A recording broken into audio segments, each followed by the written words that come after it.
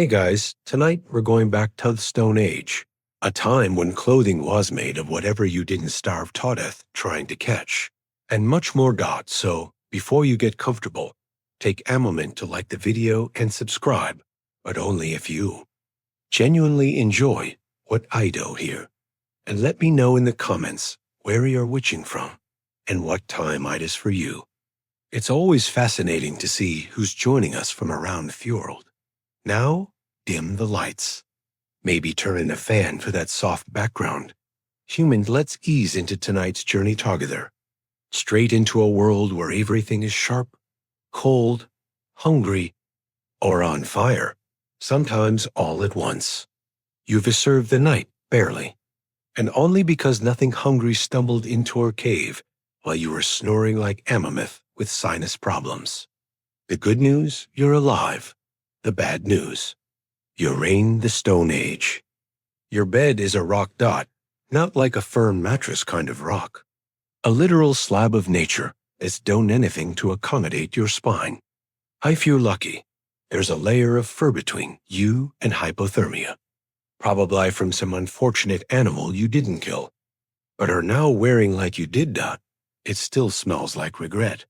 You tried to sit up, but your joints crack loud enough to wake a saber-toothed Thediger, or at least earn a disapproving grunt from the person squatting next to you, sharpening a bone knife, and looking very done with your existence.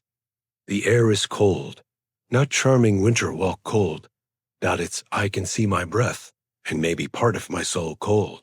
There is no fire, just the smoldering grains of what might have once been warmth now reduced to smoke, ash and shame. Outside, the sun hasn't even risen yet, probably because it doesn't want to. That tribe is already awake. Moving around like this is normal. Like waking up before dawn to gather rocks and not die is a totally reasonable lifestyle. You, on the other hand, look like someone had dropped a confused poet into a survival contest. You have no idea what you were supposed to do, and frankly, neither does anyone else. But they're better at pretending. You stretch. Bad idea. You're sore in places you didn't know existed. Your shoulder clicks, your back spasms, and your hips issue a formalpardist. There is no breakfast waiting, no gentle conversation, no coffee. Just cold realization that if you don't immediately start doing some thingsful, anything, you might get left behind or worse, eaten after you die for convenience. And that's how your morning begins. You're hungry. Not just I could it hungry. This is the kind of hunger where your stomach starts having conversations with itself, and none of them are friendly. You look around expecting maybe a handful of berries, or even a sad strip of dried meat. There is nothing. Breakfast in the Stone Age is not a granted daily ritual. It is a hypothetical, a hope, a whispered prayer to an uncaring sky god who may or may not be a large rock with a face, some nerved enduring a fever dream. If you want to eat, you have to earn it. That means digging, scraping, scavenging, or sprinting after something faster than you and hoping it's dumber. Spoiler, it isn't. Everything you want to eat either has legs or thorns, and in both cases, it uses them against you. You watch as a wiry man on a route that looks like something you'd avoid if entering. He offers you a piece. It tastes like wet wood that lost a bet, but it fills your mouth. And more importantly, it doesn't actively try to kill you. A rare win. Someone else holds up a dead bird like they just discovered gold. It's about the size of your hand, mostly feathers and nerves. They start plucking it with the efficiency of the man who's done this a lot, which is comforting until you realize they're keeping the whole thing. Apparently, catching food means you get to eat it. What a concept. You consider foraging.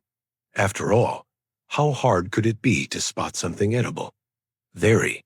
It turns out, every fruit looks either suspiciously grit or aggressively bland.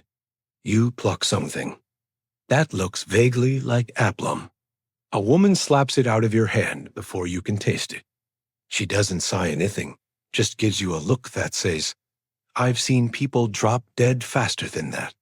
So you settle for chewing on a piece of old root and pretending it's enough. It isn't. Your stomach isn't fooled. It begins planning your betrayal. You're fasting permanently, if you're not careful. You want to be helpful. That's cute. The tribe is already busy. Someone's sharpening a flint blade. Someone else is weaving Zenu into something that might be a net or a trap, or just a creative way to make AO feel unskilled. You pick up a rock, stare at it. It stares back. Congratulations. You're bonding with Eric. Tools are not decorations here. They're the reason anyone has teeth left. They cut, scrape, smash, dig, and occasionally get used to subtle arguments. And unless you've spent years figuring out which stone breaks into blades and which one just breaks your thumb, you're about as useful as a damp leaf. You try to copy what the others are doing. A man smacks two stones together and prodigies a razor-sharp edge in 3 swings. You treat the same. The rock splits unevenly and flings a shard directly into your face. You're bleeding now, but hey, you've successfully recreated the experience of early surgery. A woman is making cord from strips of hide. She does it with the efficiency of someone who has been doing this since her literal infancy. You attempt the same. The hide slips, coils, and somehow ties your fingers together. You've invented Stone Age handcuffs. That's something. No one explains anything. They don't need to. Tools are so essential. They're treated like breathing. Expected, obvious, and realizable when you're bad at it. And you're bad at it. You sit down with your 2 rocks and attempt a new strategy, staring until inspiration strikes. It doesn't. What strikes is another flake of stone right into your lap. You pretend it was intentional. No one buys it. Eventually, someone Takespiti can hands you a half-finished scraper. Not out of kindness, but because watching you fail is slowing Gabrione down. You nod gratefully and then hold it the wrong way. They shake their head and go back to work. It's getting colder again, which is impressive, considering you didn't think colder was still an option.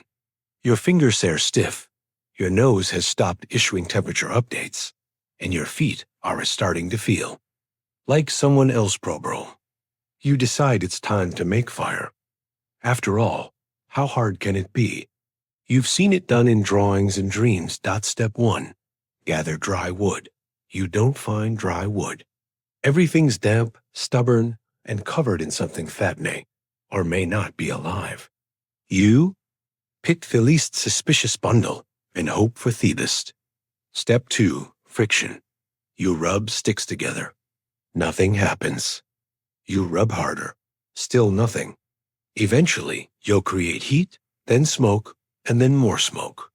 It's just enough to burn your eyes and give you false hope. Then Thuin shows up and mocks your efforts by blowing it all away. You keep going. Bino, your hands are blistered, your arms sick, and your confidence is quietly the camp without saying goodbye. You glance over. One of the elders has a fire going already. No ceremony, no drama, just a small, perfect flame nestled in a pile of dry moss. Like it was born there. You look back at your pile. It looks like it's been cursed. Eventually, someone notices. They walk over silently, take your kindling, rearrange it with the efficiency of a bored god, and strike 2 rocks together with a flint edge. Sparks, smoke, flame, and they hand it to you without a word and walk off before you can say thank you or teach me your dark magic. You stare at fire now burning in your pile. You pretend it was your idea. No one believes you. Fire is everything. Warmth, light, safety, cooked food, and the only reason predators haven't dragged you off into the night. But it's not easy. It never was. Every flame is a battle, and you just lost 5 of them in a row. You're thirsty. Deep, dry, mouth like sandpaper thirsty. The kind of thirsty that makes you consider licking moss or chewing bark just to feel something wet. Luckily, there's a stream nearby. You stumble toward it like a man possessed. Finally, something easy. You kneel, cup your hands, and scoop up a glorious handful of crystal clearer water. You drink, and then you pause. That water had a taste, not a flavor. A message dotted whispered something, metallic and vaguely threatening. A few seconds later, your stomach crumbles with a gurgle that sounds like it's filing a complaint. Here's thieving. In the Stone Age, water is not clean or filtered. It's not lovingly piped from snow through a mountain spring. It's a wild communal soup. Animals drink from it. People bathe in it. Sometimes things die in it. Sometimes people drink it after things die in it. There is no quality control. There is only risk. You look around for signs. Any sign that this water is safe. No one else is drinking. That might be a sea loo. One of the elders is boiling something over a fire. Smart. You didn't do that. You drank straight from the source like it owed you something. A small child walks by and hands you a hollowed-out gourd of water. It's warm, smells faintly like dirt, and still looks safer than whatever just settled in your lower intestine. But there's neither option. You're in the middle of a society that hasn't discovered plumbing, filtration, or even consistent advice on which puddles won't end your week. Thirst is constant, and water is everywhere, just inconveniently Asian. You hear a story, half-whispered, about a man who drank from the wrong bend in the river and didn't make it to morning. You nod slowly, trying to commit the story to memory, while also pretending you didn't just do the exact same thing. Now it's a waiting game. Will you hydrate and feel better? Or are you about to spend the next 12 hours regretting your entire tongue's decision-making process? You've decided to join the hunt. Bold, brave, doomed. You're handed a spear. It's heavy, uneven, and smells like Thella's thing it was jammed into. Probably something with tusks. The others check their gear calmly, like they're just going out to pick up groceries. If groceries actively treat to impale you, you follow the group into the woods. The air is quiet. Too quiet. You assume this is good. It's not. Feculence means every animal within a millennium you're here, and has decided it doesn't want to be. Eventually, Sumian spots something. A wild boar. It's massive. It looks like it bench presses logs for fun. You raise your spear. Your hand is shaking. Your confidence is even shakier. The boar looks up. You freeze. The boar doesn't. It charges. You run. That's it. That's your strategy. You sprint through the trees, trip over a route, and eat dirt. Not a metaphor. Actual dirt. It tastes as inspiring Aesir performance. Behind you, the real hunters are moving with precision. One dirt's left, another flanks from the side. Spears fly. The ball goes down. The tribe cheers. You are still on the ground, rethinking your entire identity. They drag the carcass back to camp. It takes 4 people and a lot of grunting. You limp behind them, trying to look like you helped. You didn't. Back at Thefire, they butcher the animal with stone knives and practiced. Hands. You get handed a strip of raw meat. You chew it like someone trying to understand how flavor works. It's chewy, slightly warm, and weirdly emotional. This was supposed to be your moment, your hero breakthrough. But the truth is, in the Stone Age, hunting is not cinematic. It's exhausting. It's dangerous. And most of the time, you don't get the animal. The animal gets you. You've learned something important today. You are not the apex predator. You're the guy who clogs up the hunting party and almost gets gored to death by an angry pig. After almost getting trampled to death by an overgrown pork missile, you decide to try something safer, plants. How hard could foraging be? You've seen leaves. You've even touched a mushroomins. You're basically an herbalist. You head out with a small woven pouch and boundless optimism. Two things that historically get people killed. Within minutes, you found something that looks promising. A berry bush. The berries are small, shiny, and vividly colored, which is either a sign of nutrition or a blaring biological warning siren. Ya grab. 1. Just as you're about to pop it into your mouth, a nearby woman swats your hand away like she's saving your life, which, to be fair, she is. No one explains anything. They don't have to. You're supposed to know what's edible and what's fatal. And if you don't, well, the tribe gets one story richer. You move on. Dig up a few tubers. Try toke like you know what you're doing. You even sniff a mushroom with scholarly curiosity before tossing it, remembering that fungi in this world are less. Sidedish and more hallucinate into the void before dying under a fern. A man shows you something that looks like a shriveled brown carrot. He nods. You nod back as if you knew this plant personally. You chew a piece. It tastes like soil and regret, but you're not dead yet, which qualifies as success. The truth is, plants are the real gatekeepers of survival.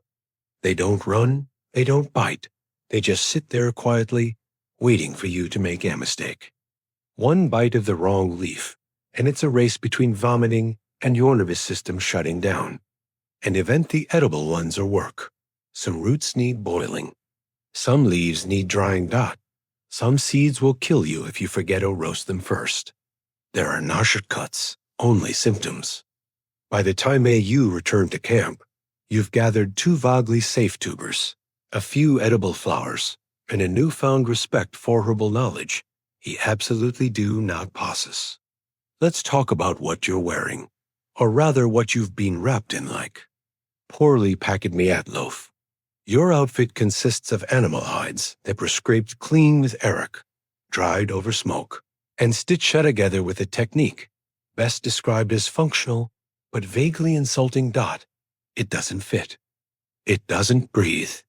It smells like something that was recently alive and still might be. There are no leaves, just holes where your arms are expected to exit. The garment itself is stiff in places it shouldn't be, loose in places it really shouldn't be, and generally designed by someone whose only fashion goal was, don't die today. Yow to get the edges, trying to adjust it. Bad idea. The seams made of dried singer spawned by digging deeper into your skin.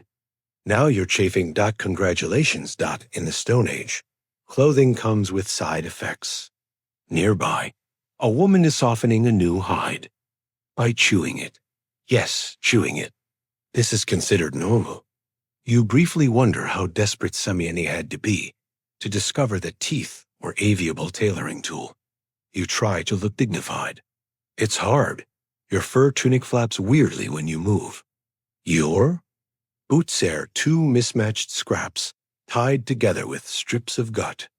And your inner thighs are now at war with your outer thighs over territory. Then there's the temperature. Somehow, your hide outfit manages to be too warm and too cold at the same time. The fur traps heat around your torso, making you sweat, while your limbs dangle freely in the wind like sacrifices to the frost gods. And don't even ask about rain. Hides get wet. With hides get heavy. And suddenly, you're walking around wrapped in a soggy animal sponge that slowly reanimates as it drips down your back. Meanwhile, the rest of the tribe looks perfectly at ease in their hand-made gear. Their clothes move with them. Yours moves against. You, like it resents being worn by someone this incompetent. You think the tribe likes you. That's adorable. You've been here a day, maybe 12. You haven't actively endangered anyone yet, and you're trying your best, which in Stone Age terms still ranks just below dead weight and just above the animal bait. Nobody says it out loud, of course. That would be effort, but the signs are there. When the group sits around the fire, they sit slightly closer to each other, leaving you a generous 4 feet buffer zone like you're contagious, which, considering you drank from the wrong stream, might be accurate.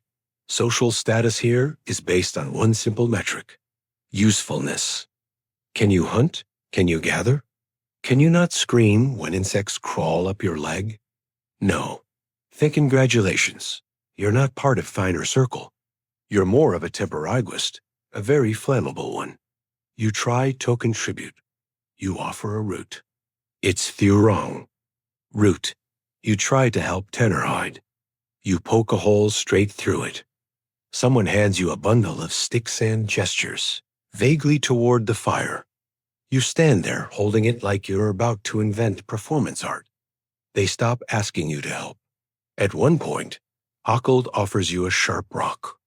You assume it's a gift. It isn't. It's aidist. You fail it by holding the blade upside down and bleeding onto your own foot. No one reacts. That's the worst part. No one mocks you. They just move in. Like nature. Like weather. You rennet worth getting angry about yet. You ever hear someone grunt in your direction? It's a tone you don't understand, but you feel it in your bones. Not threatening, not friendly, just observational dot, the same way someone might comment on a log that's not burning properly. You are really log. And you start to wonder if the wolves would be a more forgiving audience. There's no lantern, no torch, no warm. Glow from a bedside table lamp. The sun drops behind the horizon like a guillotine. And just like that, fueled turns black. Not dim, not cozy black. The fire crackles, casting a flickering circle of light that somehow makes everything just visible enough to more terrifying. Trees wrestle in the distance. Something howls. It's either a wolf or something that eats wolves. Either way, it knows where you are. It's been waiting for you to fall asleep. You scoop closer to the fire. No one joins you. Most of the tribe is already curled up together in a pile of hides, forming a warm collective mass of mutual trust and shared body heat. You're not invited.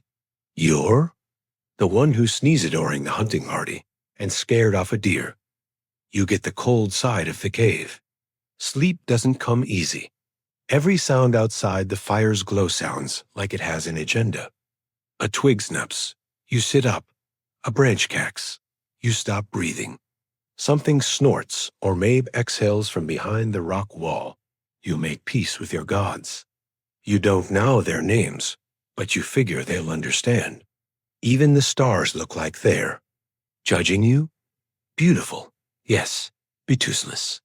You can't eat them, can't warm them, and they won't scare off whatever just moved near the cave entrance. You close your eyes, you open them again almost immediately. Your brain reminds you that you're wrapped in a damp fur coat and lying on a slab of uneven earth, surrounded by people who may or may not notice if you get dragged away in the night. And here's the thing. If something does eat you, it won't be out of malice. It'll be out of efficiency. You're slow. You're weak. And judging by the way you failed to cook that root earlier, you probably smell like panic. Doubt you wake up sore, stiff, and somehow colder than when you fell asleep, which wouldn't be possible. But the stone edge enjoys new forms of suffering. Your fur wrap has shifted in the night, offering little more than emotional support. Your ankle feels like it lost a fight with Eric, and there's a new bite on your arm. Could be a bug. Could be a rodent. Honestly, you're just glad something found. Useful. Outside the cave, the tribe is already up again. You don't know when they sleep. Maybe they don't.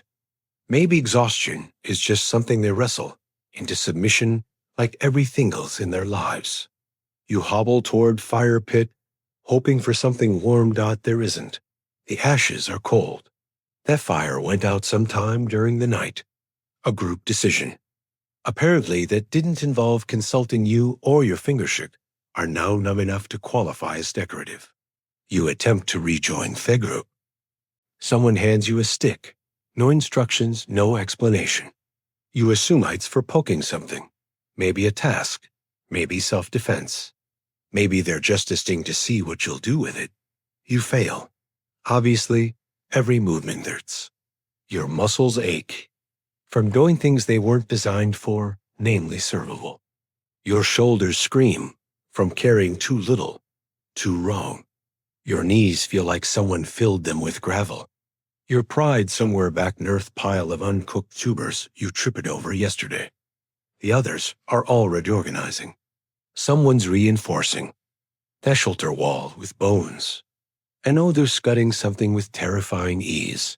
You try to help again and manage to trip over a child's toy, which is literally just a small rock with a face on it. That child stares at you like you've insulted his ancestors. You probably have dot. No one tells you what to do. That's not how things work here. You're expected to talk now, and if you don't, you're expected to figure it out without asking stupid questions like, is this sharp thing supposed to be covered in blood already? At first, you think it's raining. It isn't. It's starting to rain. Which is worse, because now you know the full downpour is coming. And you're not ready. No one's ever ready. Even the people who've lived here their entire lives glance up and frown like the sky just made a rude joke. You shuffle over to the edge of the shelter. Shelter being a generous word for some wrenches, tied together with gut strings in the hope that trees are waterproof. Spoiler, they're not. The wind picks up. It cuts through your hide clothing like you're wearing a damp napkin.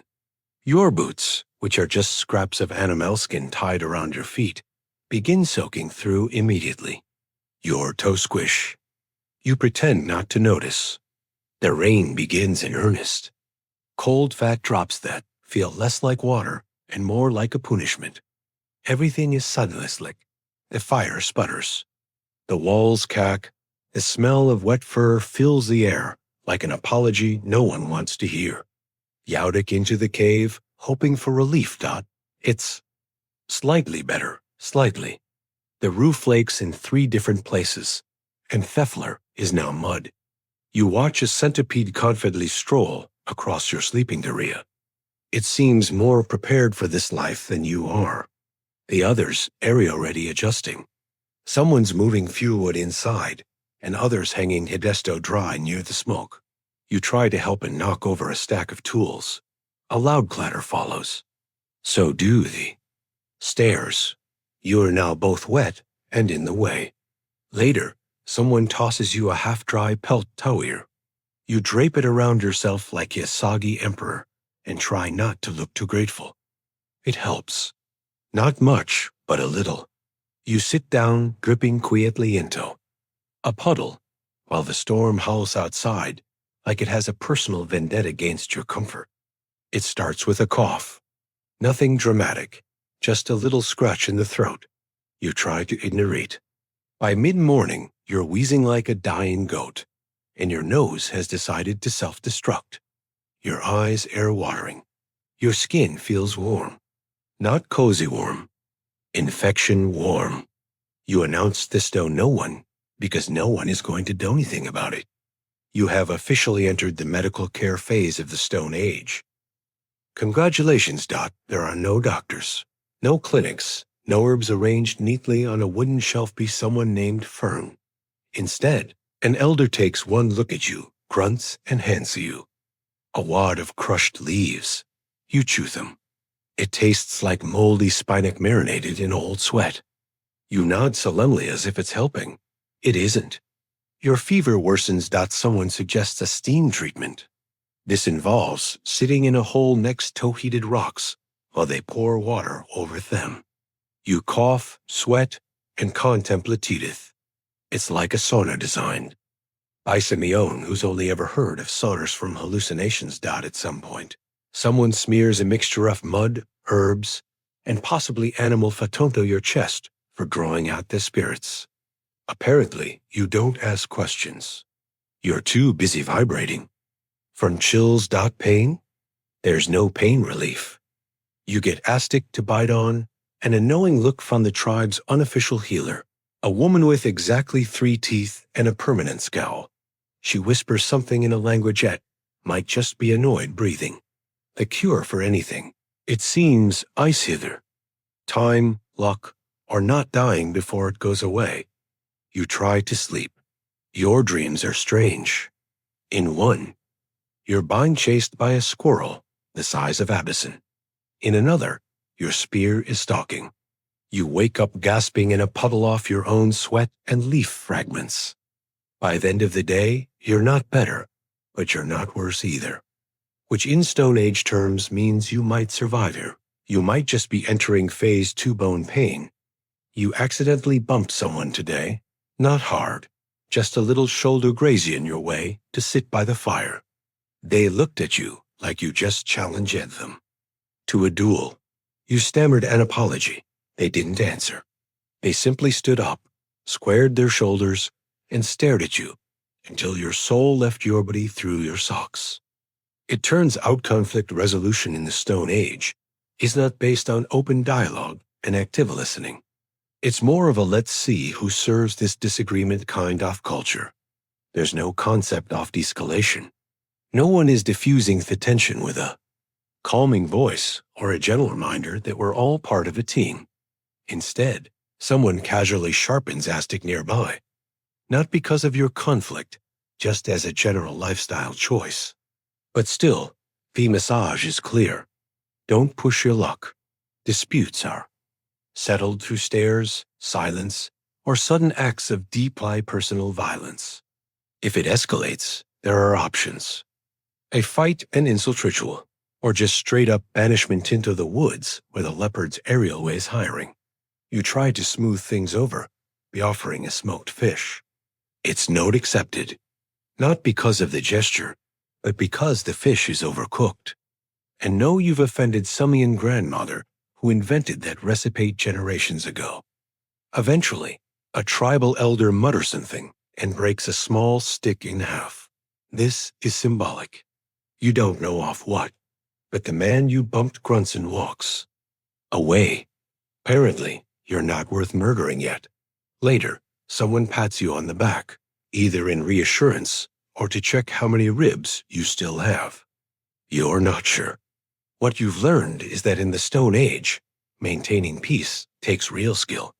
A wrong glance, an unfair share of meat, or breathing too loud during sleep can spark consequences you can't talk your way out of. There's no agree to. Disagree. There's just agree or dig a hole.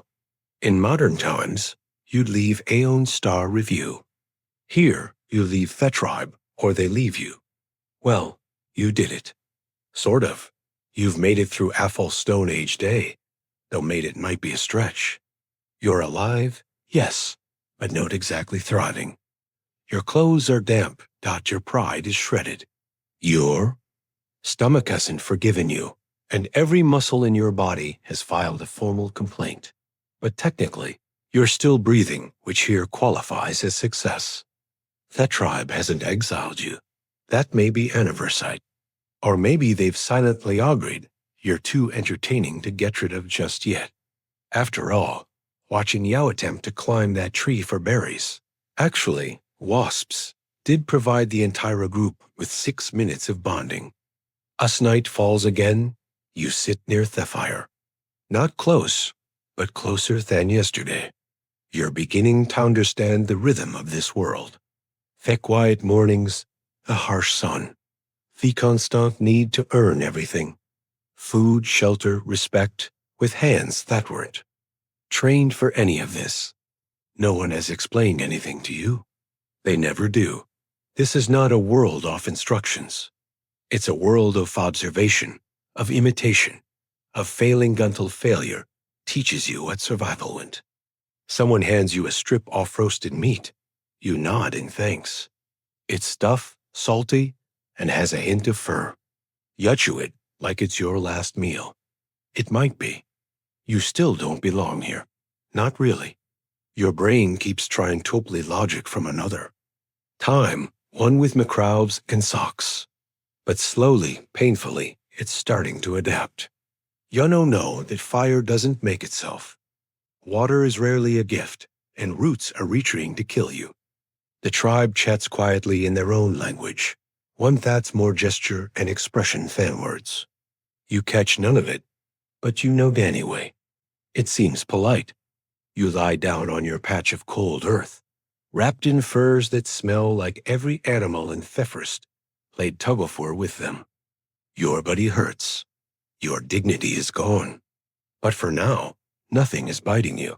In the Stone Age, that's about as good as it gets. You wouldn't last a day. Technically, you just did. But let's not push our luck with a second one. It began with silence and formality. Clothings that in Edo period, Japan were never as harmless as they seemed. Lord Asano Naganori of Ako, a young dame from western Japan, had been summoned to the shogun's palace in Edo to perform a delicate duty. Receive and entertain envoys from the Emperor of Kyoto. This was no small task. The court demanded discretion. Protocol was everything. And watching over the ceremonies was a man named Kira Yoshinaka, a high-ranking court official, master of rituals, and unofficially a man infamous for expecting bribes. Lord Asano, however, was not one to play those games. He came from a proud samurai lineage. Honor wasn't at a bargaining chip, and perhaps to his own detriment, he had a face that could not pretend to smile. Kira honest, and Kira resented it. Over the days that followed, Kira began needling Asano with insults, quiet jabs, sharp corrections, petty humiliations. The courtly halls of Edeto Castle echoed with whispers. Kira had called Asano a country bumpkin, had mocked his manners, had made him wait outside rooms he was supposed to host. The tension built quietly and painfully like pressure beneath lacquered wood. And then on the 21st day of the three-reed month in the year 1701, it snapped. In a hallway of Ado Castle, Asano drew his sword and attacked Kira. His bladder grazed the older man's face and shoulder. An insult, not a kill, but to draw a weapon inside the Shogun's palace, that was unforgivable. No matter the provocation. Kira survived. Asano was immediately arrested. Within hours, the shogunate passed judgment. No investigation, no second chances. Lord Asano was ordered to commit sukaku, ritual suicide. Bison said. His lands were confiscated. His retainers were cast out. His family was dishonored. And most cry of all, Kora remained untouched, unpunished, victorious. But the story didn't end there. Among Asano's now masterless samurai, his ronin, was a man named Oishi Kuranosuk. And while the world moved on, Oishi began to plan quietly, patiently. This wasn't just about revenge.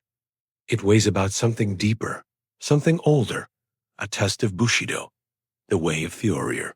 And it had just begun. The death of Lord Asano should have marked the end. His house was abolished. His men disbanded. The shogun had made it clear there would be no vendetta. Kara remained in his estate under the protection of the law. Justice had been rendered swift and cold. But outside the shogun's palace, the code of the samurai told a different story. Oishi Kuranosuk, chief retainer of Asano, didn't weep, hadn't shout. He bowed his head, dispersed the samurai of Ako, and obeyed the decree. Outwardly, he submitted. Inwardly, he waited. The ronin scattered. Some returned to their families. Others took up trades, merchants, monks, even beggars. Few believed they had moved on, that their loyalty had died with their lord. But under the surface, a plan was coiling tighter. Aishi knew that the shogunate was watching. Revenge was a crime, especially when aimed at a man like Kira, who still held rank and favor. Any sign of plotting would mean arrest, or worse, execution ere the deed could be done. So Oishi played the fool. He moved to Kyoto, drank openly in the streets, gambled in public, took up with courtesans. For over a year, he projected the image of a man broken by disgrace, disheveled, drunk, dishonored, the perfect portrait of failure.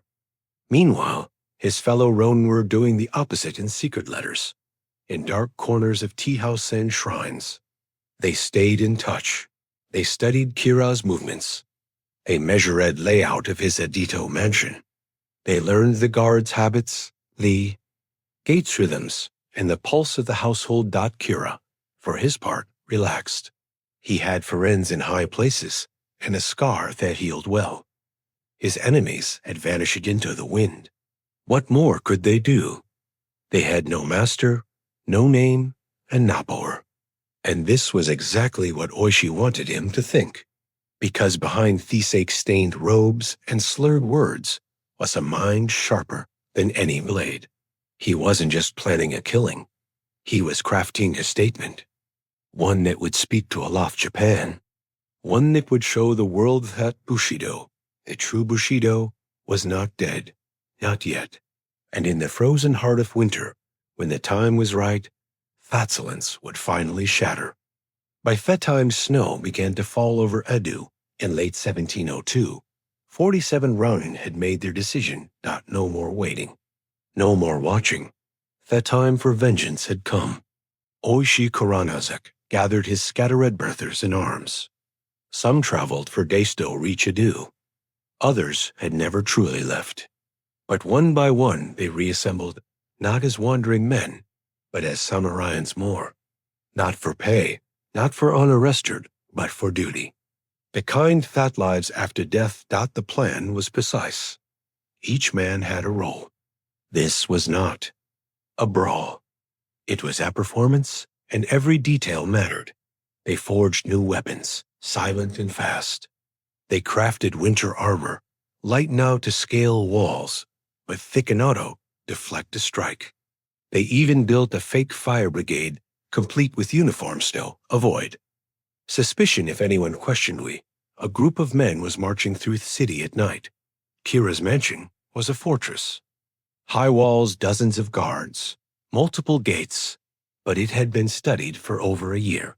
The layout was memorized, the routines predictable, the servants indifferent. Most had grown lax. Why wouldn't they? The Ronin were gone, their leader drunk, there. Cause buried. Aishi made sure his own family was safe. He divorced his wife and sent her and their younger children away, far from the coming blood. He knew what this would cost. He knew it might not work. And he knew even if it did, they would all be sentenced to death. But the way of Bushido didn't leave room for personal safety. On the 14th night of the 12th month, January 30th, 1703, by the Western calendar, they moved. Snow blanketed Edo, muffling footsteps and deadening sound.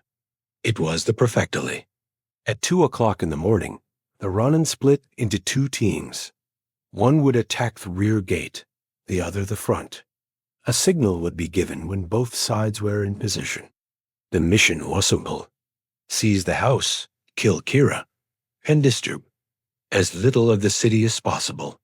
No innocence, no unnecessary blood. Justice. Some had waited over a year. Others had spent that year pretending to forget. Now, with swords drawn and the night watching, forgetting was no longer necessary. Justice would no longer wait. The attack began in silence. No shouting, no wild charges, just coordinated, measured violence beneath pale winter moon. Aishi's front team breached the main gate with a battering ram, crashing through the heavy doors before the guards even knew they were under siege. Meanwhile, the rear team scaled few walls, quietly dispatching centurions with the practiced efficiency of men who had rehearsed this night 100 times in their minds. Kira's household panicked. Guards scrambled in disarray, half-dressed, many drunk or asleep. Servants screamed. Lanterns were lit too late. The Ronin moved like wolves, cutting down a position with swift, precise strikes. They didn't kill indiscriminately. They shouted out that only Kira was their target. Anyone who didn't resist was spared. Awishi's eldest son, Shikara, only 16, fought beside his father. For all the talk of Bushido, this was no abstract ideal. This was blood, steel, smoke in the lungs, swords slipping honesty. Tiles. It was loyalty carried out to letter with the price carved into flesh. The Ronin combed the mansion for Kira, but the man had vanished. They scoured every room, every hidden corner. They interrogated servants. Finally, they found a secret courtyard. In a shed bend the garden, trembling beneath apile of charcoal and straw, was a man in plain robes, his face pale, his body shaking. It was Kira. He refused to identify himself. He refused to speak, but he bore the scar Lord Asano had left in his, faced nearly 2 years earlier. Oishi offered him the chance to die with honor. A dagger was placed before him, seppuku like a true samurai. But Kira couldn't do it. He simply starred frozen. The man who had destroyed a clan without lifting a blade could not take a responsibility when his time came. Oishi bowed once. Then he struck. Kareo Shineka died not as a lord, but as Akord. The Ronin took his head, wrapped it in cloth, and marched, calmly in full armor through the snow-covered streets of Edito. They carried the trophy to Sangaku, Ji temple where Lord Asano was buried. There they cleaned the head, laid it before his grave, and prayed. Their revenge was complete, their fate sealed. Morning broke. Edito awoke to the impossible. Word spread like wildfire. Kira Yoshinaka was dead, slain in the heart of the city by 47 Ronin, who hadn't fled, not hidden, but walked information to the temple where their lord lay buried. They made no effort to escape. They simply knelt, presented the severed head, and waited. The city, usually loud with merchants and samurai clamor, fell strangely quiet. Some called them heroes. Some called them criminals, but no one called them cowards. The authorities were now in a bind. The law was clear. Revenge killings were illegal. Samurai were not above justice, no matter how poetic their cause. But the public didn't see criminals. They saw men who had embodied Bushido to its bitter end. They had obeyed not the shogun's laws, but the deeper, older law of loyalty. The shogunate deliberated for weeks. This wasn't just about crime and punishment. It was about the soul of samurai culture. If the Ronin were spared, it would encourage more vendettas. If they were punished, the people might revolt in spirit. Meanwhile, the 47 men remained at Sangakuji. They did not resist. They did not beg. They sat in quiet reflection, tending to Lord Asano's grave and awaiting their fate. Aishi, the architect of it all, said nothing publicly. He had already said everything through his actions. Eventually, the decision came down. The Ronin would be allowed to die honorably. They would not be executed as criminals, but ordered to commit seppuku, ritual suicide, like the samurai they still claimed to be. On the morning of February 4th, 1703, each man was handed a dagger. They dressed in white robes, the color of purity and death. They bowed to the officials, to each other, and to the memory of Lord Asano. And then, one by one, they cut into themselves, guided by a second who would complete the ritual with a clean decapitation. Even Chikara, Oishi's teenage son, took blade without hesitation. Not a single man faltered. They died not in disgrace, but in legend. Their bodies were buried beside their master at Sangakuji. The graves are still there, 47 stones, in neat rows covered in incense and offerings from pilgrims who still whisper their names, because in death they had achieved what life could not. They had become eternal. The tale of the 47 Ronin didn't fade. It echoed first through the streets of Edito, then into the halls of power, and finally into the soul of Japan. For centuries, samurai had been both warriors and servants, expected to kill without hesitation and die without complaint. But the 47 Ronin blurred the lines. They were criminals, yes, but also paragons of loyalty. They breathed law, but followed the spirit of Bushido to the letter. They disobeyed shogun, but honored their lord in death more completely than most had in life. The paradox fascinated everyone. Was Bushido about obedience to the stater to one's master, Was justice defined by the law of man or the will of Furir? Tokugawa officials tried to downplay the incident. They feared Kopai cats. They feared chaos. But it was too late.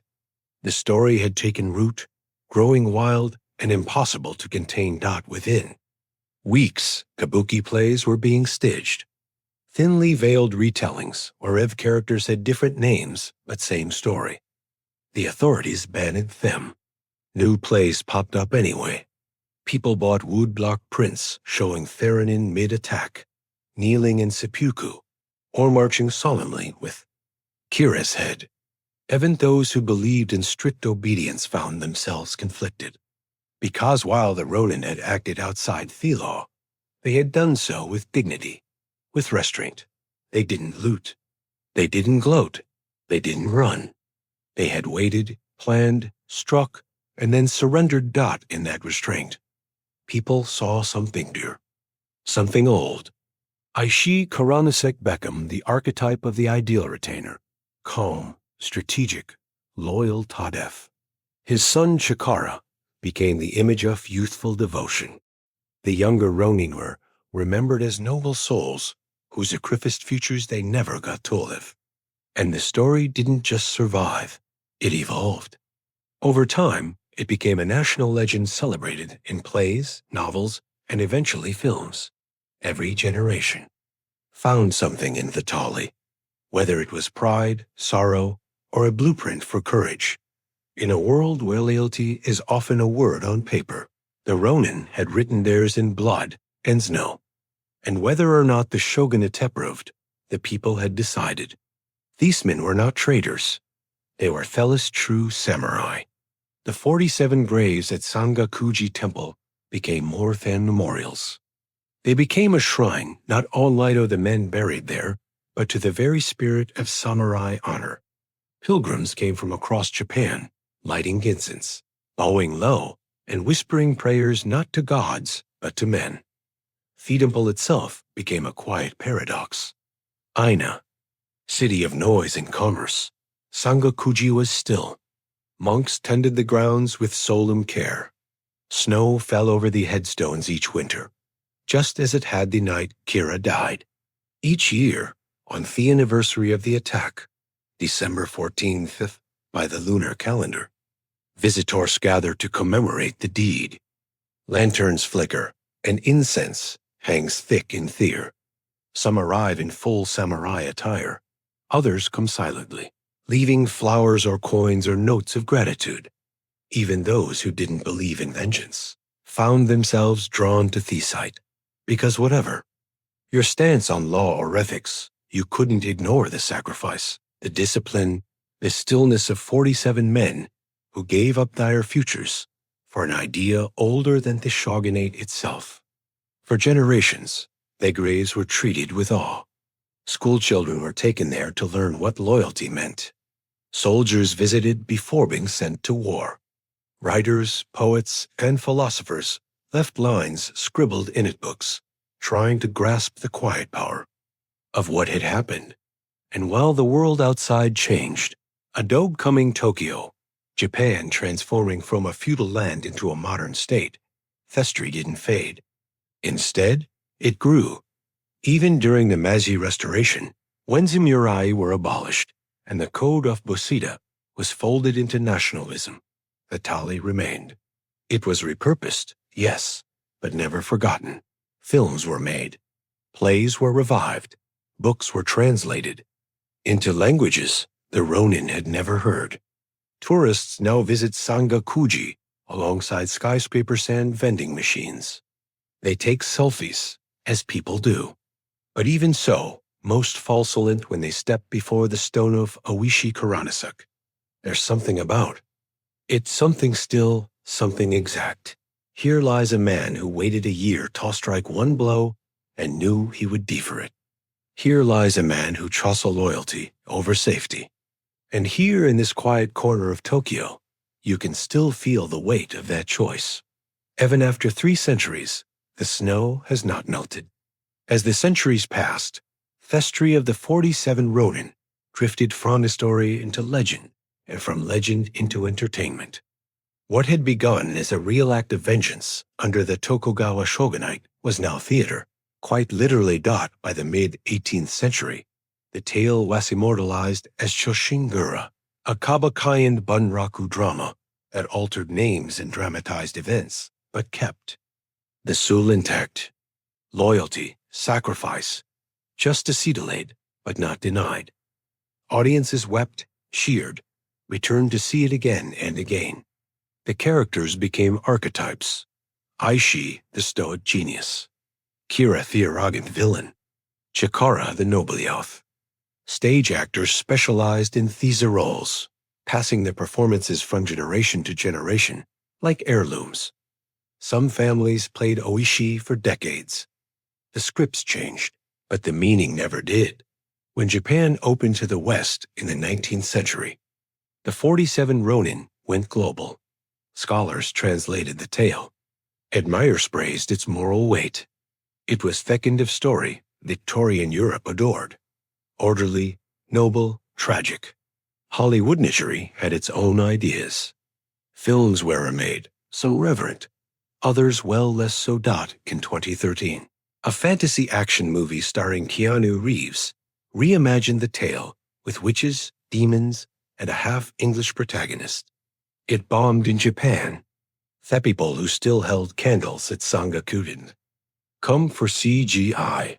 They came for something else. Quiet, reverent, and real. Yet the fact that such a film was made at all speaks volumes. The story had reached the point where it could be distorted because it was universally recognized. Even if twisted, it could not be forgotten. In manga and anime, echoes of the Ronin show up in subtle ways, stories of exiled warriors, lone wordsmen. With impossible missions, ragtag bands of loyal followers defying corrupt power. The structure is familiar base. At its core, the tale is timeless. A group of men bound by OA facing death to preserve meaning in a crumbling moral world. Modern Japan has moved far beyond the age of katanas and lords. But the idea of loyalty surviving when the system has failed still lingers. It surfaces in boardrooms and classrooms and pop songs and proud speeches. Not always directly, but as a whisper that real honor may be inconvenient, difficult, and even illegal, but it endures. And every time it does, the 47 Ronin rise again. 300 years later, the 47 Ronin still haven't left. Their names are etched not only on stone tablets at Sangakuji, but on the Japanese psyche. They aren't just historical figures, they're symbols. The kind you point to and everything else becomes murky. When law and justice no longer agree, when loyalty costs more than life. And that's what makes their story so enduring. If there's no clean ending, yes, they died. Every one of them. But in death, they sparked a debate that has never fully cooled. Were they heroes or criminals? Was their loyalty noble or dangerous? Did they elevate Bushido or prove incompatible with law and order? The Tokugawa shogunate wanted to bury the conversation with them, but instead, their deaths ignited a slow-burning fire under every institution that tried to define what it meant to be samurai. Even now, you'll find universitographers arguing both sides. Some say the Ronin were glorified murders cling to a dying code. Others say they represented the very best of it, an incorruptible moral compass in an increasingly bureaucratic world. And the public still firmly in the second camp. In modern Japan, you'll find echoes of the Ronin everywhere. Corporate team ploys who refuse to betray a boss during scandal, even at the cost of their own careers. Soldiers who serve quietly and sacrifice, without complaint. Even manga protagonists who stand alone, armed with nothing but principle. The Ronin are not relics. They're reference points. And in a time where loyalty is rare and truth is negotiable, their story feels strangely modern. Oishi. Kuranosuke never wrote a memoir. Hadn't leave behind a treatise on ethics, but he left behind a question sharpened like a blade. What do you serve, And what are ya willing to pay for it? The 47 Ronin answered that question not with words, not with slogans, but with time, silence, and finally their lives. They obeyed a dead man. They broke the law to keep a promise. And in doing so, they became more than samurai. They became a mirror, one that every generation must look into and ask itself, would I have followed? And would I have had the courage to stop? In ancient Egypt, to harm a cat was toflered with disaster. Not just social shame, but legal punishment and sometimes mob justice.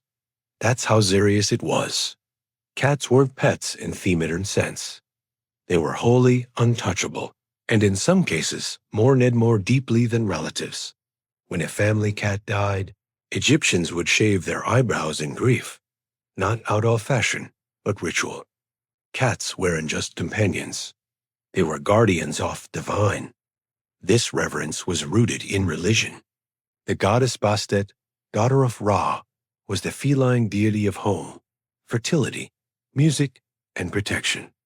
She began as a lioness, fierce and destructive, but over time she softened it into a cat, retaining power but gaining grace.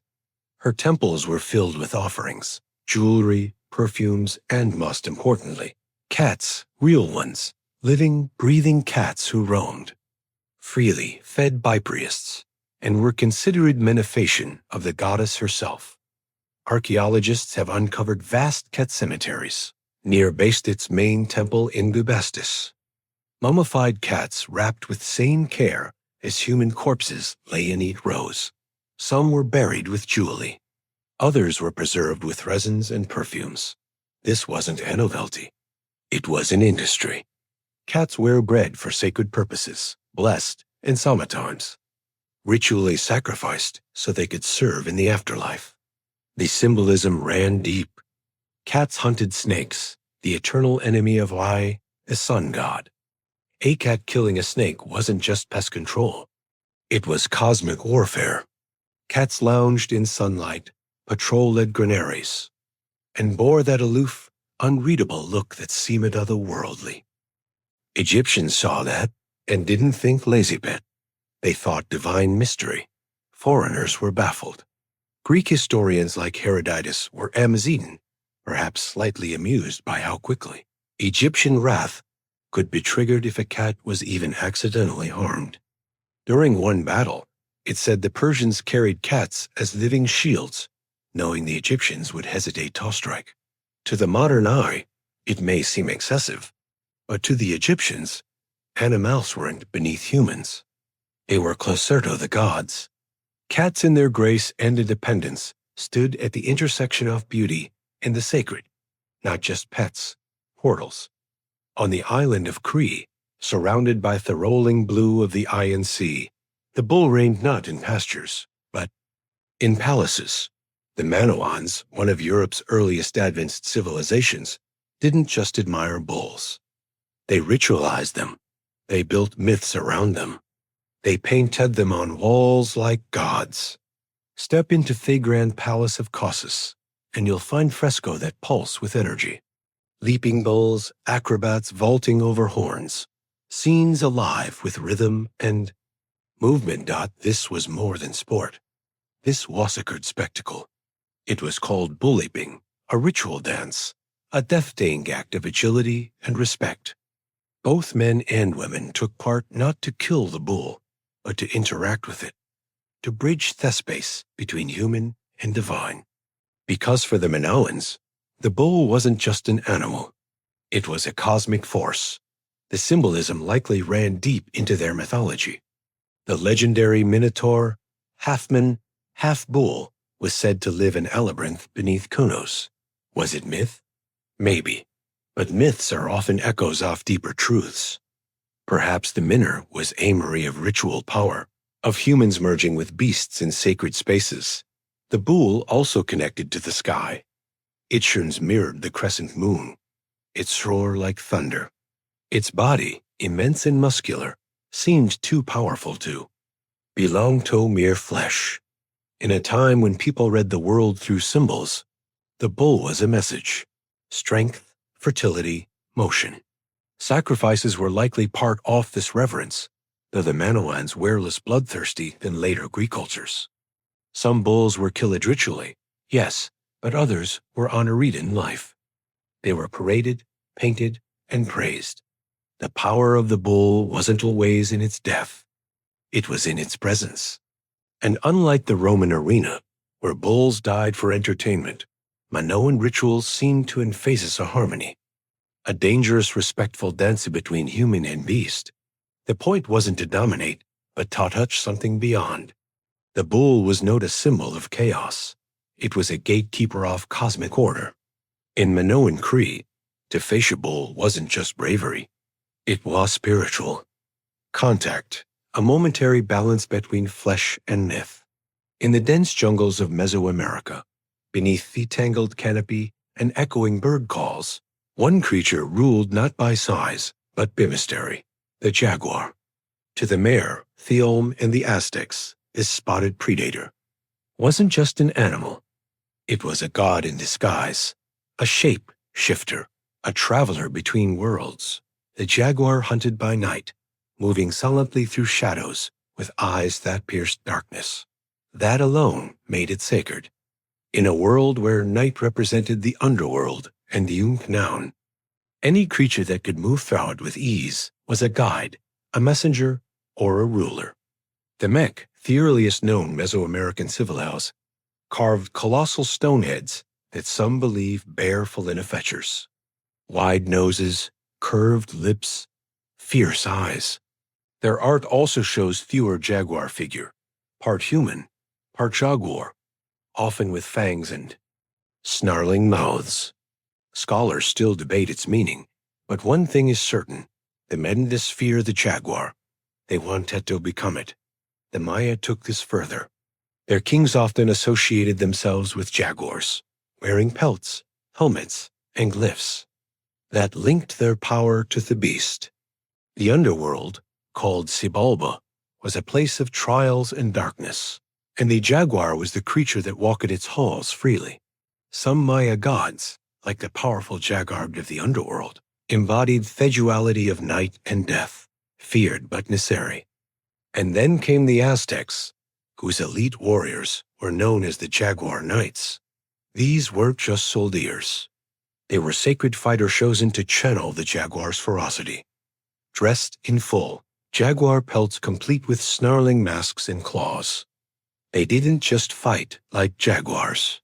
They believed they were jaguars. Battle wasn't just about conquest.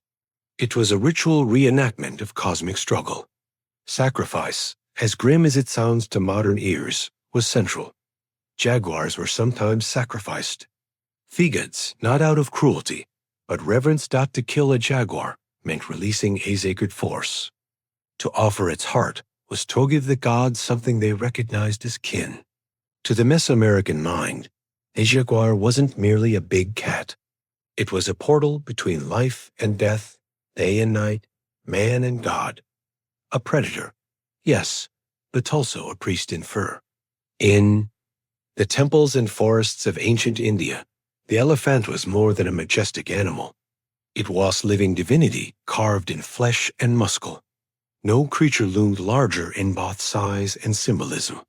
To ancient Indians, elephants embodied strength, wisdom, memory, royalty, and the sacred rhythm of the universe itself.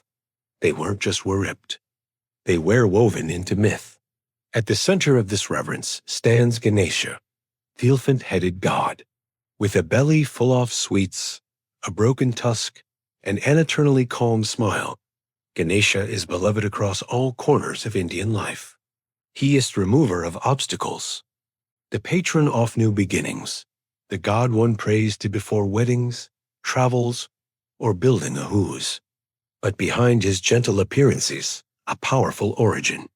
According to one legend, Ganesha was created by the goddess Parvati to guard her privacy. When the god Shiva tried to enter her chamber, Ganesha blocked him, unaware that this was Parvati's husband. In fury, Shiva beheaded the boy. When Parvati discovered what had happened, her grief shook heaven and earth. To make amends, Shiva promised to restore the boy's life using the head of the first creature he found, an elephant. And so Ganesha was reborn, part human, part elephant, and wholly divine. But the veneration of elephants goes beyond myth. In historical India, real elephants served as symbols of kingship. They were the thrones of war, armored, decorated, and revered by those who radiant feared them. An army with elephants was not just powerful, it was blessed. Temples often kept elephants as part of their rituals. In the southern state of Kerala, sacred elephants are still paraded in annual festivals, adorned with golden headpieces and painted tusks. Devotees bow as they pass, not out of fear, but reverence. These elephants are seen as earthly forms of divine power, slow-moving gods that walk among mortals. In Vedic literature, the elephant is associated with rain and fertility, especially the cosmic elephant Airata, the mount of Indra, king of the gods. Airata was said to be born from the churning of the ocean, white as a cloud with multiple heads, trumpeting storm Sinto being. To ancient India, the elephant was not merely an animal. It was thunder made flesh, wisdom on forelegs, and the quiet strength of eternity. To most ancient peoples, the serpent was never just a snake. It was a symbol of power, rebirth, danger, knowledge, and the divine. And depending on where you stood in the ancient world, it could either be your sacred protector, the mouth of chaos. In ancient Mesopotamia, the serpent played both roles.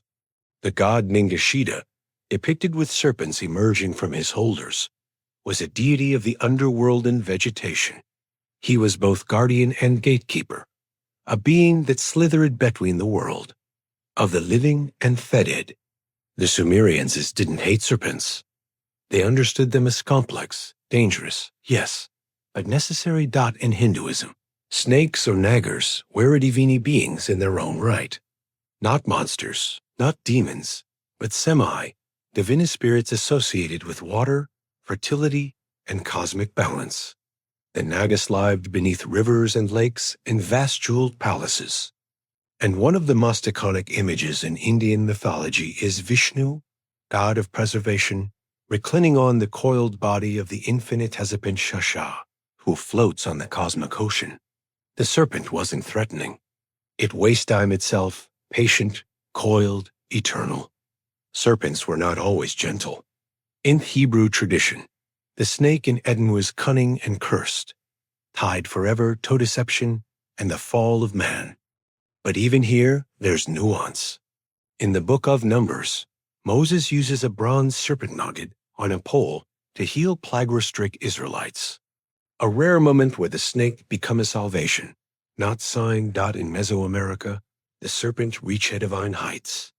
The feathered serpent god Quetzalcoatl, a combination of snake and bird, represented wind, learning, and creation itself. His duality was crucial, grounded in the earth, yet capable of flight. It was the perfect metaphor for divine intelligence, slithering low yet etching the sky. And then there's the Ouroboros, the serpent eating its own tail, an image that appeared from Egypt to Greece. It represented infinity, the cycle of life and death, destruction and rebirth. To the ancient mind, the serpent wasn't full. It was mystery embodied, silent, cold-blooded, and eternal. Not quite beast, not quite God, but always watching, always returning. While cats lounged in temples and birds soared toward the heavens, an other creature ruled the waters of ancient Egypt with jaws wide and eyes unblinking. The crocodile. To the average villager along the Nile, crocodiles were a daily threat. They lurked beneath the muddy waters, silent and invisible, until the moment they struck. And yet, instead of being hated, they were worshipped. Feared, yes, but also honored, respected, even protected.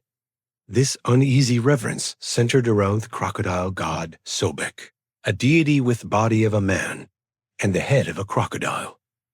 Sobek wasn't some minor swamp spirit. He was a creator, a fertility god, and a symbol of the Nile's unpredictable hunt. He was also a protector of the fair hand guardian of the army. In one myth, Sobek helped restore Thebete of Osiris, making him not only a fearsome deity, but a healer and dresser of life. Sobek's domain was water, strength, and the military. The Nile, lifeline of Egypt, was his bloodstream. Crocodiles were his eyes, his messengers, his avatars. They swam beneath the reeds, like priests in motion. Temples to Sobek were built through Egypt, especially near crocodile-fed waters. The most famous was in Crocodilopolis. Yes, aerial place known to the Egyptians as Hedid, located in the Fume Oasis. There, the priests cared for a live sacred crocodile believed to be the living incarnation of Sobek himself. This divine beast was adorned with golden gems and fed the finest cuts off meat. It lounged in an artificial lake, respected like royalty. When it died, it was mummified, carefully wrapped, perfumed, and entombed. Thousands of mummified crocodiles have been discovered across Egypt, often buried with baby crocs alongside them, like spiritual offspring. But Sobek wasn't just about animals and offerings. He represented the brutal side of nature, the reminder that power can be beautiful and terrifying all at once. The Nile could bring life, or drown you. Crocodiles could be gods or devourers. Worship wasn't a shield against danger. It was a recognition of it. The ancient Egyptians didn't try to tame the crocodile.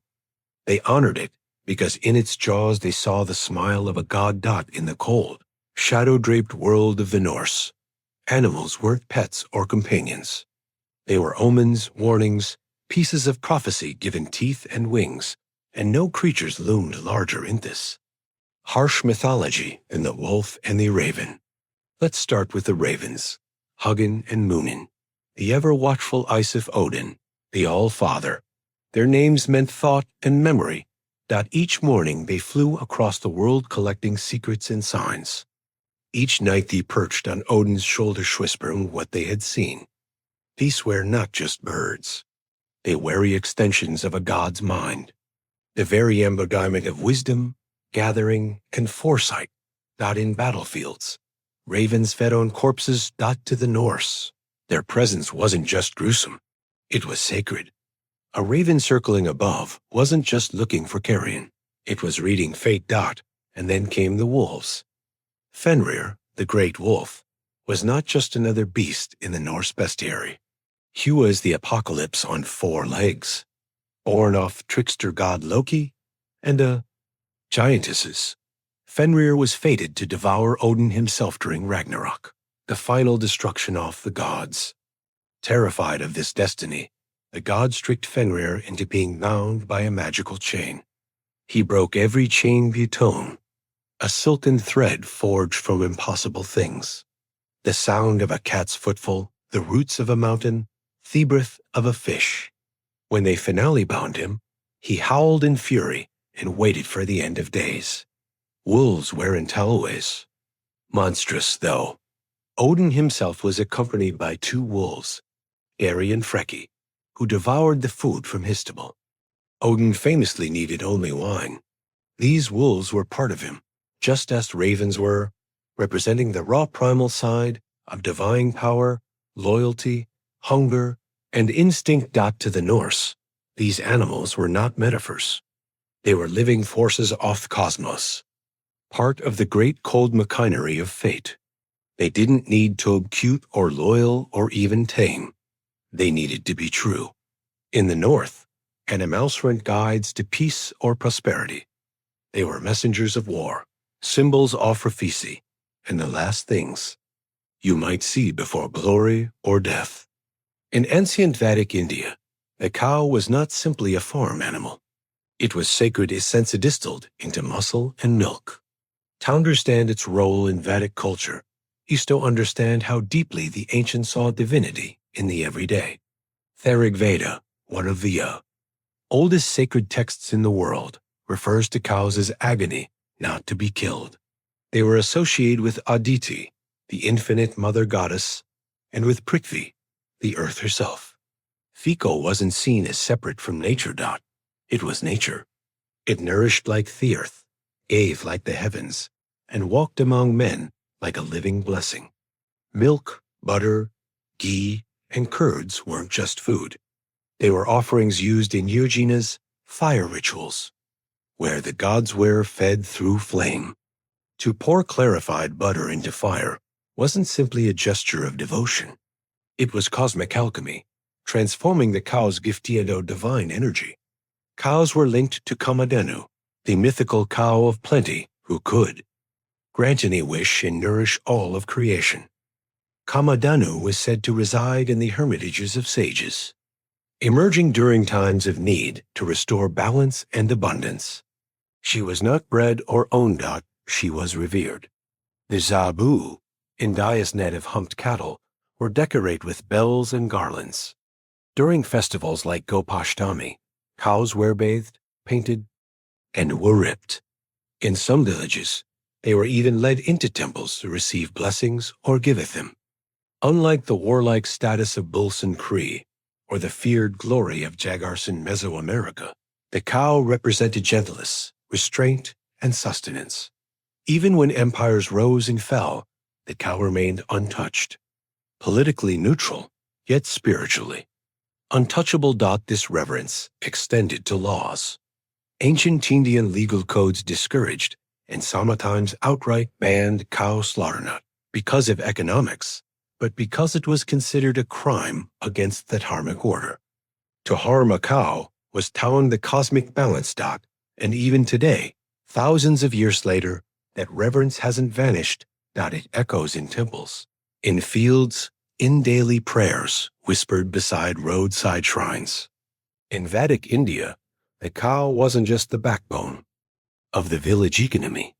It was the mother of creation, patiently chewing grass while holding the cosmos in its breath. Across ancient cultures, birds soared higher than mere animals. They weren't just admired for flight. They were believed to transcend realms: earth, sky, heaven, underworld. Birds passed through them all. To ancient minds, this made them natural messengers of Fedivine. In ancient Egypt, the ibis held sacred status through the god Thoth, deity of wisdom, writing, and magic. Thoth was often depicted with the head of an ibis, long-beaked, contemplative, poised. The bird's careful motions mirrored the god's own measured intellect. Ibises flocked along the Nile's banks, and their presence was seen as apicious, tied to lunar cycle sand, the balance of truth itself. Thousands were mummified and buried in honor, not because they were useful, but because they were holy. Then came Thehok, symbol of Horus, god of kingship and the rising sun. With its piercing gazi and skyward flight, the hawk embodied divine watchfulness. Pharaohs, considered living sons of Horus, alligned themselves with this bird of prey. Event the Eye of Horus, one of Egypt's most enduring symbols of protection, originated from the hawk's keen sight. In Mesopotamia, the eagle was linked with gods of storm and war, a creature too grand to be of earth alone. In the Epic of Gilgamesh, birds appear as signs of favor or warning, often bridging the mortal realm with that of the gods. The Greeks revered the eagle above all. It was the sacred animal of Zeus, king of gods. According to myth, Zeus would hurl thunderbolts from the sky with an eagle at his side. The bird became a symbol of divine authority, swift, brutal, untouchable. In India, the majestic Garuda, a massive bird deity, served as the Mount Vahana of Vishnu, god of preservation. Part eagle, part human, Garuda was Napit. He was a cosmic warrior, a protector of Dharma, and a devourer of serpents. His image adorned temples, shields, and royal emblems. Even in cultures without gods shaped like birds, the symbolism remained: freedom, vision, transformation. Birds migrated across seasons, vanished into clouds, and returned like omens. Their arrival was watched, their flight interpreted. To the ancients, Birds were never just birds. They were wings of Thegids, eyes of heaven, and souls in motion. Thomas Jefferson believed in ideas, not just politics. Ideas? He imagined himself not as a ruler, but as a thinker, a man of the Enlightenment. He surrounded himself with books, copied classical architecture into the Designaf Monticello, and read Virgil, Latch, and Voltaire by candlelight. His mind wandered far beyond Virginia's plantions. He once declared, "I cannot live without books," and meant it quite literally when he wrote the phrase, "All men are created equal." In the Declaration of Independence, it wasn't political theater. It was a philosophical creed. A sentence meant tocho across time. Liberty, reason, self-governance, these were Jefferson's religion. I imagined a world where monarchs crumbled, where free-thinking farmers tilled the soil, where education triumphed over superstition. But that problem was never his vision. It was Hugo to be included in it. Even as Hep reached liberty, Jefferson owned more than 600 enslaved people over his lifetime. He knew the system was wrong. He wrote against slavery, called it a moral depravity, a hideous blot. He even promised gradual emancipation in some of his earlier writings. But when it came a time to act, to free the people who lived and worked at Monticello, he hesitated. Most he never freed. Some he sold, and others, like Sally Hemings, were held in a far more intimate, complicated captivity. To Jefferson, liberty was an ideal to chase, but only within a narrow circle. White men with property. That was the political universe he truly imagined. Even as he dreamed of establishing aristocracy, he kept the deeply unequal structure of slavery intact, benefiting from it materially and politically. It's a contradiction that historians still wrestle with today. Was Jefferson a hypocrite, a product of his time, or simply a brilliant man with blind spots large enough to swallow generations? Whatever the answer, one thing is clear. The man who championed the natural rights of humankind did so from the perch of a plantation, overlooking land tilled by the very people his pen had forgotten. And that paradox would haunt the rest of his legacy, even as his words helped ignite revolutions across continents. Jefferson was a philosopher of liberty, but he lived a life fenced in by chains of his own making. Before he was president, Thomas Jefferson was an architect, not just of buildings, but of ideas. The United States was still an experiment, raw and unfinished, and Jefferson wanted to shape it with the precision of a draftsman holding a compass over blank parchment. After writing the Declaration of Independence in 1776, Jefferson returned to Virginia, where he tried to rewire the legal system from the ground up. He proposed bills to eliminate primogeniture, a law that passed property only to the eldest son, and religious establishments that favored the Anglican Church. He believed in dismantling inherited privilege, leveling the field for white men to Risian merit rather than bloodline. In 1779, as governor of Virginia, he faced the grim logistics of war. British troops invaded. Jefferson fled his estate when the Redcoats arrived, a move critics would later call cowardly. But he wasn't a warrior. He was a planner, a thinker, a builder. His true battleground was in legislation and letters. When Jefferson went to France as minister in the 1780s, he absorbed the Enlightenment like a sponge, headed with philosophers, studied architecture, and marveled at European civilization, all while condemning its aristocracy.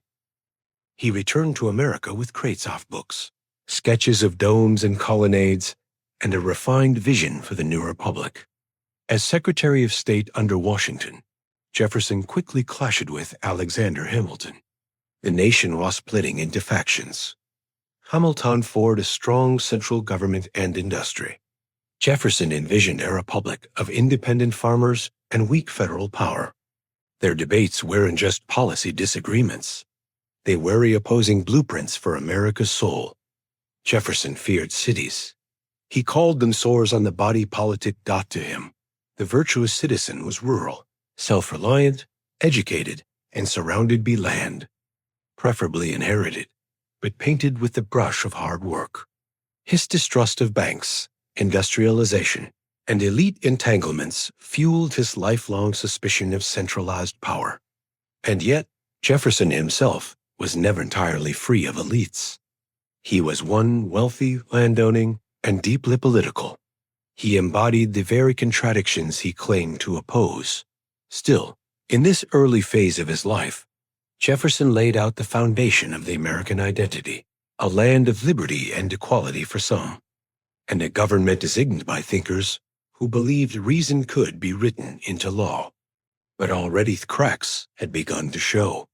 When Thomas Jefferson took the presidential oath in 1801, he called it their revolution of 1800, peaceful, bloodless, and ideological.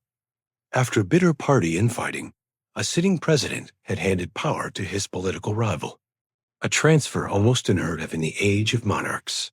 Jefferson, the man who loathed ceremony and the pomp, walked to his inauguration in plain clothes, no horse-drawn carriage, no powdered wig theatrics, just a man with ideals and a quiet, simmering ambition. He claimed to want a minimalist presidency, smaller government, lower taxes, less military. And yet, his time in office would redefine the very shape of the United States. The most famous act of Jefferson's presidency came in 1803, the Louisiana Purchase. For $15 million, he bought a chunk of land from Napoleon that doubled the size of the young republic. It stretched from the Mississippi River to the Rocky Mountains, more than 800,000 square miles of raw possibility. This was without question one of the most consequential real estate deals in human history, and it went against everything Jefferson had claimed to believe in. Nowhere in the Constitution did it say the federal government could purchase new territory. Jefferson knew this. He even considered proposing a constitutional amendment to legalize it, and then quietly dropped the idea. In the end, he justified the act with typical philosophical grace. Necessity had overridden orthodoxy. Idealism once again bowed to opportunity. Jefferson dreamed of an empire of liberty, a nation of eminent farmer spreading across vast landscapes rooted in independence and virtue. But expansion had consequences. The newly acquired land raised thorny questions. What about the Native American tribes who already lived there? Would slavery spread westward? Could the federal government hold such an immense domain together? Jefferson dispatched Lewis and Clark to explore the new frontier, hoping they'd find a water route to the Pacific and catalog its wonders. But his private tellers revealed deeper ambitions, economic expansion, territorial claims, and yes, a growing sense of national destiny. For a man who claimed to prefer creating to his garden, Jefferson, as president, wielded immense power and used it when it suited him. He had turned the republic into an empire almost overnight, and the seeds he sowed would change everything that followed. At top a hill in Virginia, Monticello is a monument to enlightened ideals, symmetry, reason, beauty, designed by Jefferson. Himself, it was filled with books, inventions, and classical references. But behind the architectural elegance was a deeper, darker truth. Monticello is also a plantation powered by fellibore of enslaved people. At any given time, more than 100 enslaved men, women, and children lived and worked there. They tended the fields, made the bricks, cooked the meals, and maintained the house. That Jefferson called high sanctuary. Without them, Monticello and Jefferson's lifestyle could not have existed. This is the contradiction that lies at the heart of Jefferson's legacy. The Manual wrote, "All men are created equal, own human beings as property, and not just own them. Manage them, solve them, punish them." He kept detailed records of the enslaved people at Monticello, listing them by name, age, and value. He referred to them at times as assets. Jefferson publicly denounced slavery as morally wrong and harmful to both enslaved people and slaveholders. He described it as a moral depravity and a hideous blot. Yet he freed almost 90 of the people he enslaved. 600 passed through his ownership during his lifetime, and fewer than 10 were granted their freedom. Some of this was financial. Jefferson was deeply in debt for most of his life, and his enslaved labor force was collateral, but some of it was simply inertia, inability or unwillingness to dismantle the system that sustained his wealth and comfort. And then there was Sally Hemings. Hemings was an enslaved woman at Monte Carlo, and evidence now overwhelmingly supports that she bore at least 6 of Jefferson's children. She was also the half-sister of his late wife, a product of generations of slavery's entanglement with rape, coercion, and blurred bloodlines. Their relationship between Jefferson and Hemings remains one of the most discussed and discomforting aspects of his life. She had no legal ability to consent. Their children were born into bondage, though Jefferson later freed them, some during his lifetime, others through his will. Monte Carlo wasn't just a home. It was a mirror reflecting the hypocrisy, the racialization, and the cold compartmentalization that allowed a man of ideals to live in a system of oppression. And Jefferson, ever the philosopher, never solved the contradiction. He simply lived with it. Behind the politician and the plantation owner, Thomas Jefferson harbored the soul of a scientist. He didn't just dabble in ideas. He dissected them, observed them, measured them. If something in the natural world could be cataloged, Jefferson wanted it in his notebooks. He called science my passion, and it wasn't an idle claim. His library included volumes on astronomy, agriculture, anatomy, and meteorology. He conducted weather observations daily. He experimented with crops, designated mechanical gadgets, and corresponded with scientists across Europe. He wasn't a man of faith in the traditional sense. He had faith in observation, in evidence, in what could be seen and understood. One of his lifelong obsessions, Megalonyx Jefferson, a giant prehistoric sloth named in his honor.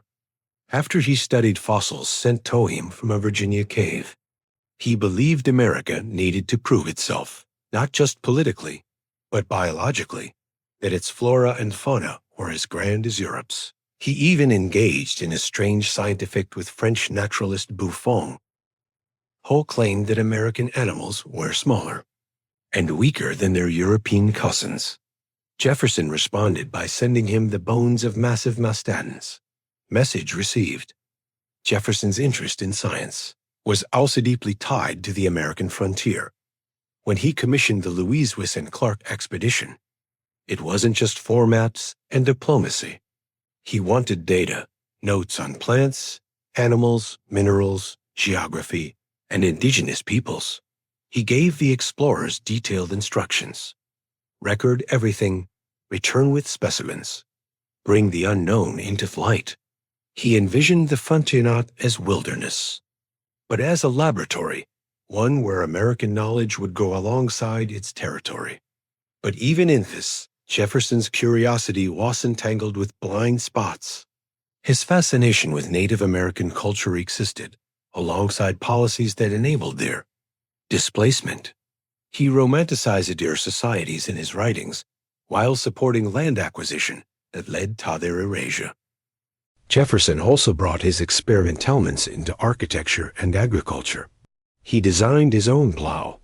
He tinkered with crop rotation methods. Monte Carlo was in many ways a living experiment, half plantation, half scientific estate. To Jefferson, knowledge was not a luxury. It was a civic virtue. A republic, he believed, could not survive without educated citizens grounded in reason and inquiry. But like much else in his life, his pursuit of truth often walked alongside uncomfortable contradictions. Thomas Jefferson didn't hate religion. He simply didn't trust it. To him, organized religion was dangerous, a tool too often used to justify tyranny, silence inquiry, and chain minds. He once wrote, "I have sworn upon the altar of God eternal hostility against every form of tyranny over the mind of man." And by tyranny, he very much included dogma, clergy, and creeds. Jefferson believed in God, but not Thecond, who intervenes in daily affairs or part sees on command. His faith was in the mold of the Enlightenment. Deism, a belief in a creator who established the laws of nature and then stepped back to let the universe run its course. No miracles, no burning bushes, just gravity, logic, and the slow turn of the planets. He admired Jesus, but not as a divine being. Jefferson saw him as a moral philosopher, a man who taught compassion, humility, and peace, only to have his message distorted by centuries of church politics. Jefferson respected the Sermon on the Mount. He had little time for the resurrection. In fact, he was so committed to this view that hemmed his own Bible, literally. Using a razor and glue, Jefferson went through the New Testament and physically cut out all references to miracles, divinity, and supernatural events. What remained was a slim volume of moral teachings, stripped of magic, but rich in ethical instruction. He titled it The Life and Morals of Jesus of Nazareth. It was never meant for public consumption. It was a personal guidebook for what he believed Christianity ought to be. His critics were horrified. Godless was the word often hurled at him, especially during the bitter presidential campaigns of the early 1800s. Some even warned that Jefferson's election would lead to Bibles being burned and churches turned into stables. None of that happened, but the suspicion lingered. Despite his skepticism, Jefferson supported religious freedom fiercely. As author of the Virginia Statute for Religious Freedom, he enshrined the principle of church-state separation. It was one of only 3 achievements he wanted listed on his gravestone. For Jefferson, faith was no enemy. Unquestioned faith was in the quiet of Monticello, beneath the ticking of clocks and the scratch of quills. Jefferson prayed not to a God of thunder, but to reason itself. By the time Thomas Jefferson read from public life, he was exhausted, politically bruised, financially ruined, and increasingly haunted by the contradictions that had shadowed his legacy. He withdrew to Monticello, his beloved mountaintop estate, where he hoped to spend his final years in quiet reflection, farming, reading, and letter writing. But Jefferson's version of retirement was anything but idle. He founded the University of Virginia, designing its campus himself, right down to the neoclassical columns and the shape of the lecture halls. He wanted it to be a secular temple of reason, a place where students could study freely without interference from church or crown. No religious tests, no dogma, just inquiry. He called the university his last act of usefulness. And it was, but perhaps the most surprising chapter of Jefferson's twilight years came in the form of an old rival, John Adams. The two had once been friends, collaborators in the fight for independence, fellow signers of the Declaration. But over time, politics tore them apart. Jefferson became the standard bearer of the Democratic Republicans. Adams led the Federalists. Their rivalry grew bitter. Their letters stopped. Their friendship died quietly in the ashes of election season. For over a decade, they didn't speak. But in 1812, a mutual friend, Dr. Benjamin Rush, encouraged them to reconcile. Jefferson wrote a tentative letter. Adams replied, and thus began one of the most remarkable correspondences in American history. Over the next 14 years, they exchanged more than 150 letters, not of apology, but of philosophy.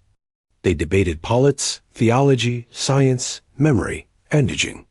They spoke of the revolution like it were old soldiers, comparing scars. They didn't always agree. In fact, they rarely did. But they listened. Their letters became a testament to the idea that reasoned dialogue could survive even the deepest divisions. Jefferson's health declined. His debts grew worse. he began selling off parts of his library and land. Monticello, always a dream more than a practical estate, slowly decayed around him. But in those final years, he regained something rare, peace. And an old friend, once lost to politics, became a companion in thought. They had both helped build a nation. And no, in the dusk of their lives, they were building something quieter, understanding. On the morning of July 4th, 1826, Thomas Jefferson lay in his bed at Monticello, too weak to rise, too proud to complain. He was 83 years old, frail, deeply in debt, and drifting in and out of consciousness. His family had gathered quietly around him. Outside, the nation helped create was celebrating its 50th anniversary. Jefferson had always been fascinated by timing, by symbolism, and now history seemed to be conspiring in silence. As fireworks cracked in distant towns and parades began to gather in Virginia, Jefferson's breathing slowed. His mind wandered out according. To those at his bedside, has stirred slightly and asked one final question. Is it the 4th? Told that it was, Heck closed his eyes again. He died a few hours later, just after noon. But history doesn't end there. Hundreds of miles away in Quincy, Massachusetts, John Adams, Jefferson's old friend, enemy and friend again, was also dying. The two men had not only rekindled a correspondence, but a strange and powerful synchronicity. They had walked parallel paths for nearly half a century, always orbiting one another.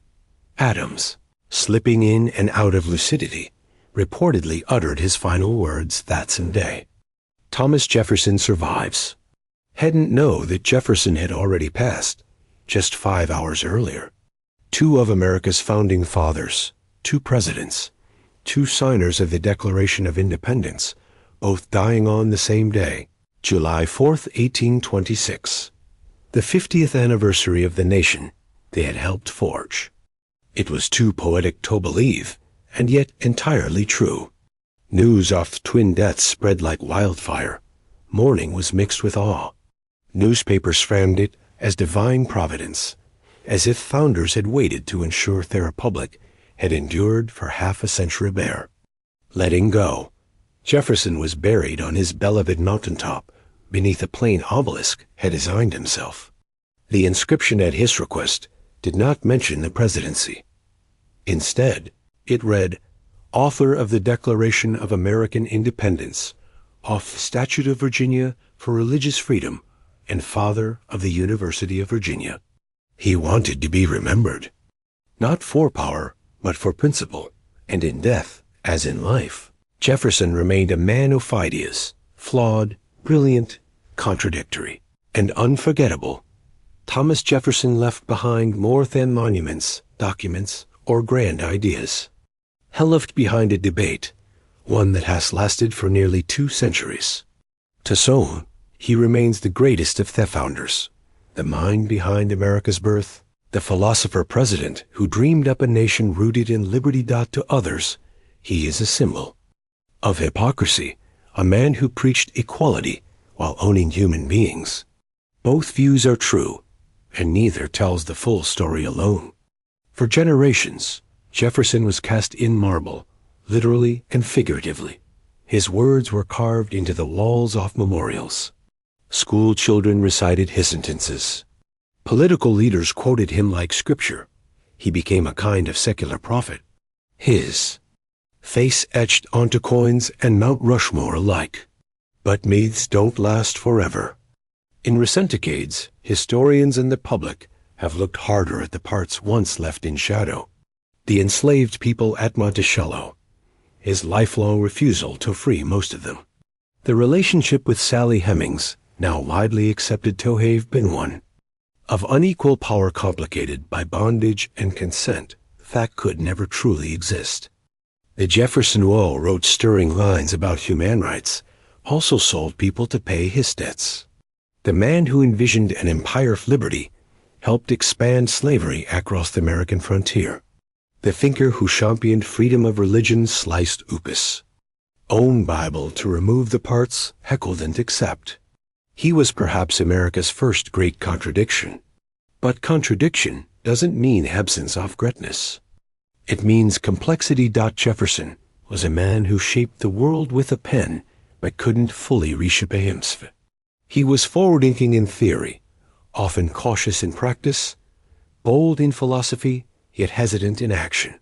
A master of elegant language who could sometimes hide hard truths beneath it. Today, Monticello tells a fuller story.